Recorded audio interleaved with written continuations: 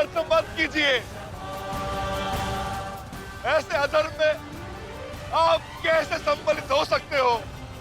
आचार्य, वो बालक है। रुक जाइए आचार्य, रुक जाइए।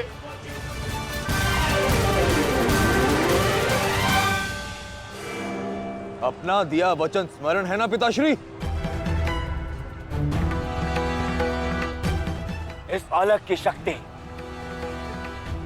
इस रथ में है जो इसे सुरक्षित की हुई है।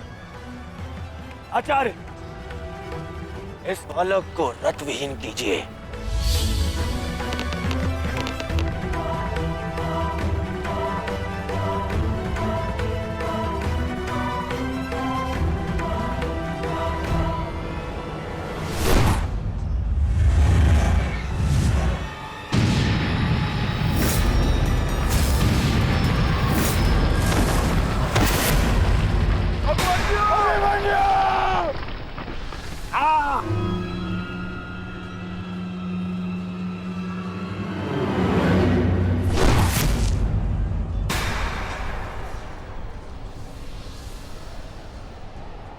माधव,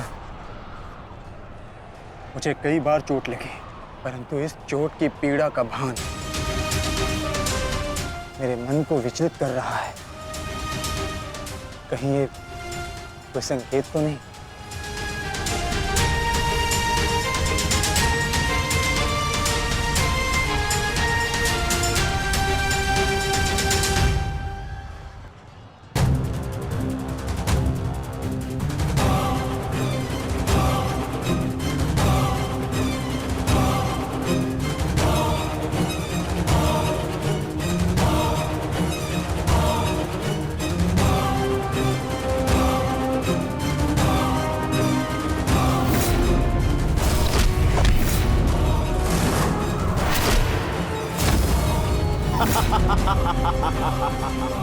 दुर्योधन, केवल आचार्य द्रोण को अपना वचन ज्ञात कराने से क्या होगा? इतने अपमान के पश्चात भी अंगराज कर्ण तो जो के त्यों खड़े हैं। क्या इनका इस युद्ध के प्रति कोई कर्तव्य नहीं? मैं केवल नियम का पालन कर रहा हूं गांधार नरेश। नियम और नीति कहती है कि एक योद्धा के साथ केवल एक ही योद्धा युद्ध कर सकता है, और तुरंत के लिए अभिमन्यु युद्ध के लिए किसको चुनेगा वो उसका अधिकार है। नहीं मित्र, ये विकल्प लेने का समय नहीं है। अंत करो इसका। नहीं मित्र, हमें इस युद्ध जीतने के लिए अनीति का सहारा लेने की आवश्यकता नहीं है। नीति सिखाते सिखाते प्रपितामह शरशैया पर चले गए। यदि इन्हें नीति का ज्ञान होता तो आज ये युद्ध संभव ही ना होता। अभिमन्यु, तुम्हें विकल्प चुनना होगा।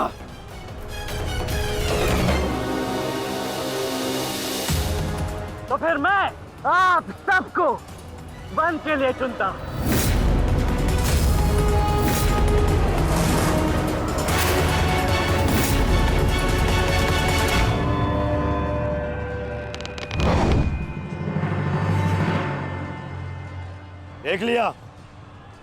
देख लिया, इसने अपना विकल्प चुन लिया।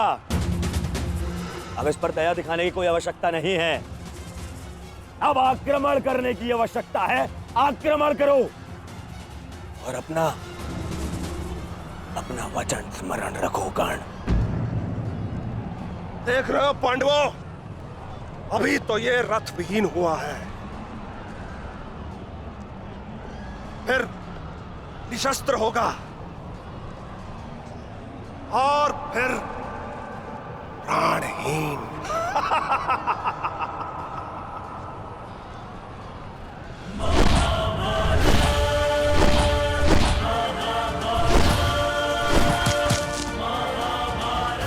ये क्या कर रहे हो? धनुष विहीन करो इसे।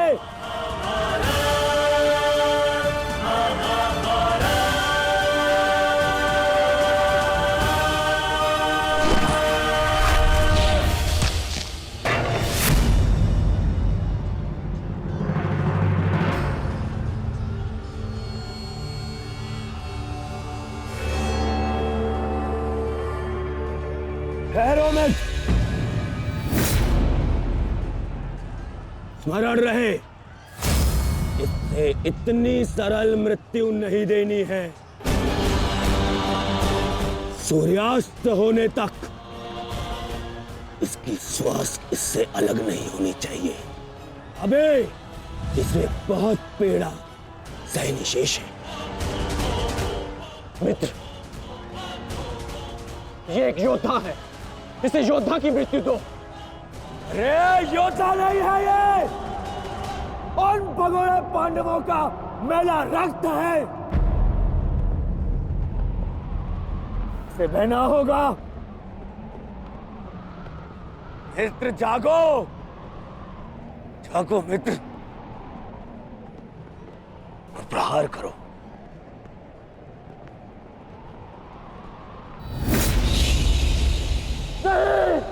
नहीं अंगराज, ऐसा मत करो, ये अधर्म है। अधर्म? अंगराज!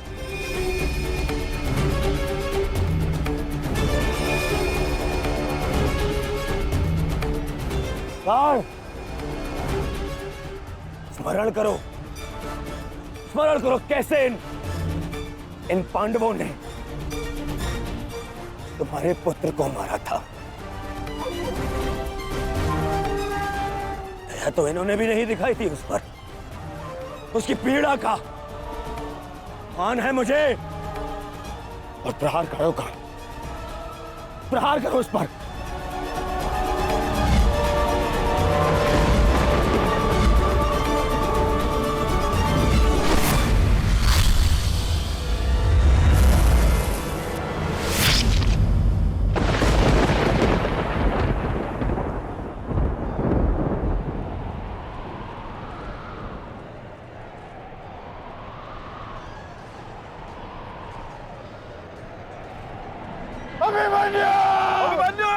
पुत्र!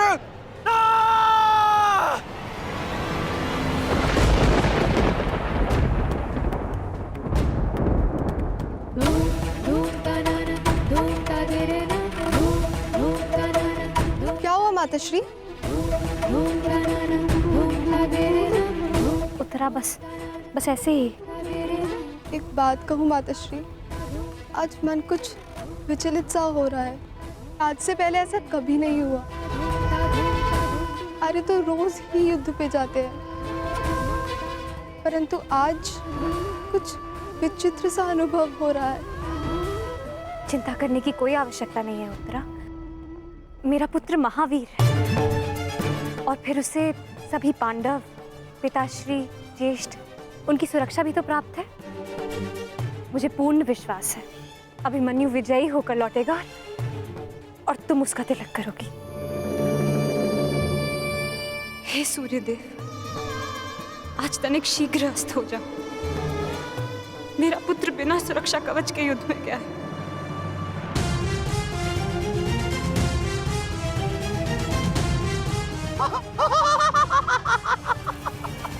बालक, तुम्हें सबके साथ युद्ध करना था ना? करो, करो युद्ध।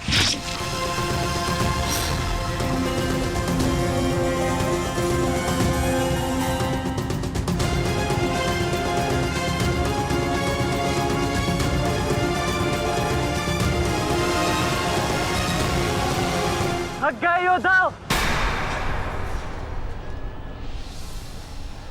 मेरी चुनौती अभी समाप्त नहीं हुई।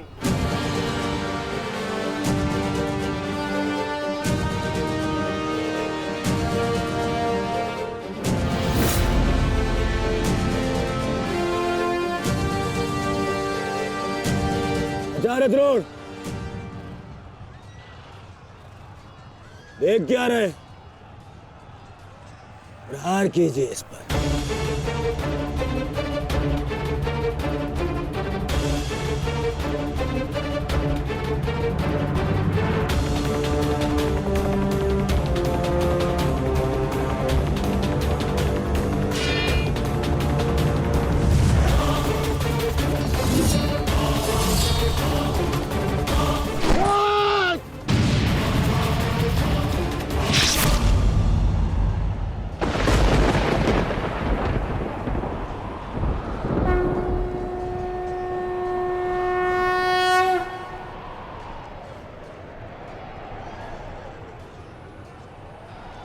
आप ठीक है ना माधव?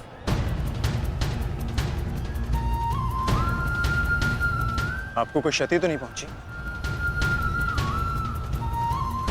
युद्ध में तो क्षति पहुंचती ही है पार्थ, किंतु इस पीड़ा को सहना एक योद्धा का कर्म और धर्म होता है। समय की मार को तो स्वयं ईश्वर भी नहीं टाल सकते। त्रिगर्ता सेना का नाश करो पार्थ।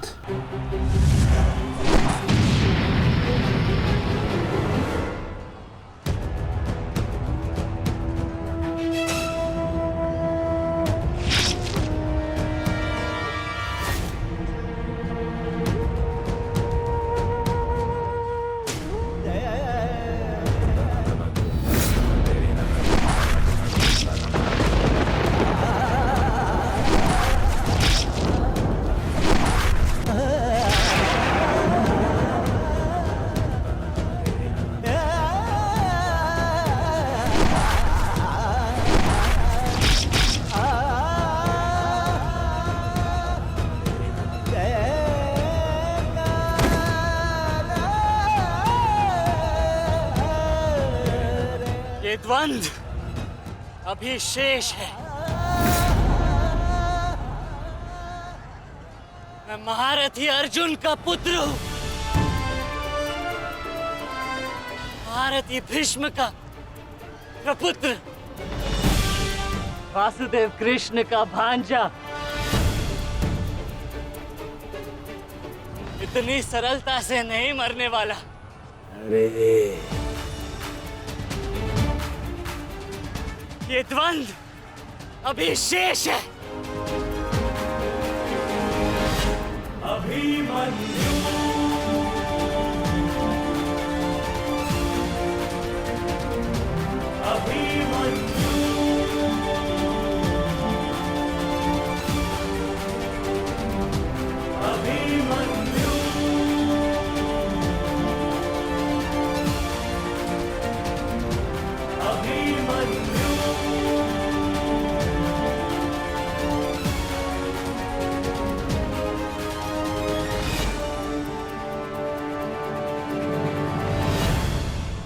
बस करो दुर्योधन, अभिमन्यु के लिए इतनी पीड़ा पर्याप्त है। देखो इसकी दशा। अब अभिमन्यु और उसकी पीड़ा का अंत करने का समय आ गया है। नहीं, मेरे अपमान के घाव अभी भरे नहीं है। केवल मेरे आदेश का पालन करो। अभी इसकी मृत्यु का समय नहीं आया है। जीवित रखो इसे, पर प्रहार करो।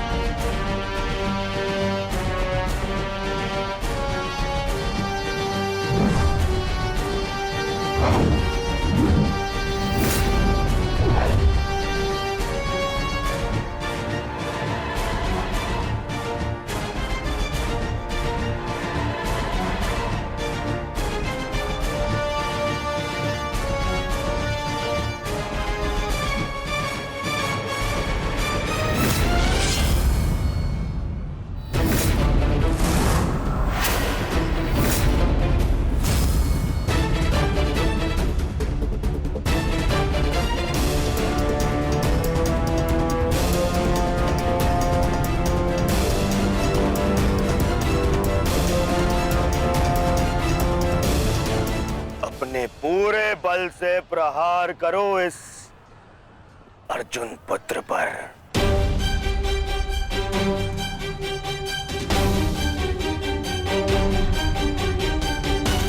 और स्मरण रहे,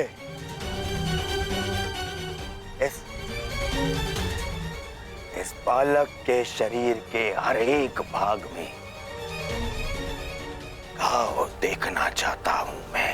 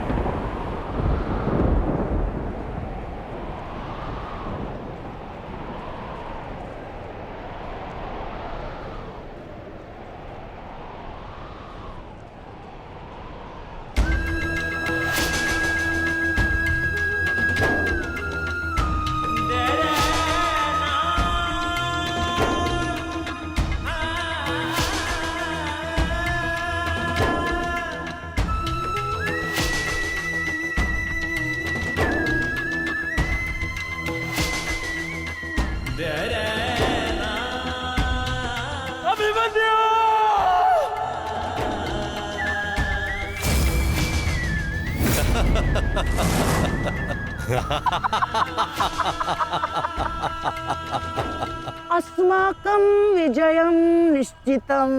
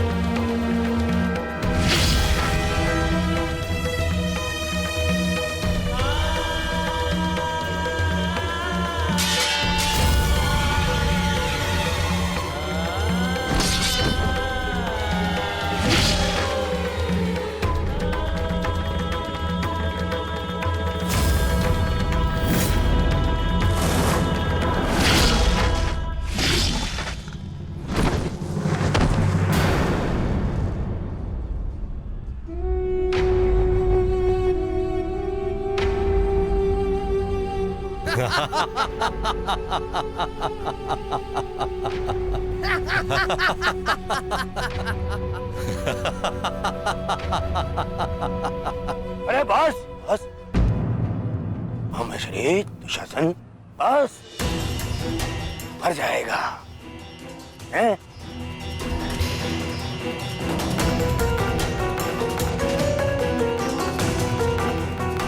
क्यों? इस बात की प्रतीक्षा है? इतना पर्याप्त नहीं? चल एक मांग मुझसे, मैं तुझे मृत्यु दूंगा भीख में। आजा, मांग भीख। बड़ों के समक्ष हाथ भीख के लिए नहीं, आशीर्वाद के लिए बढ़ाते हैं काका श्री।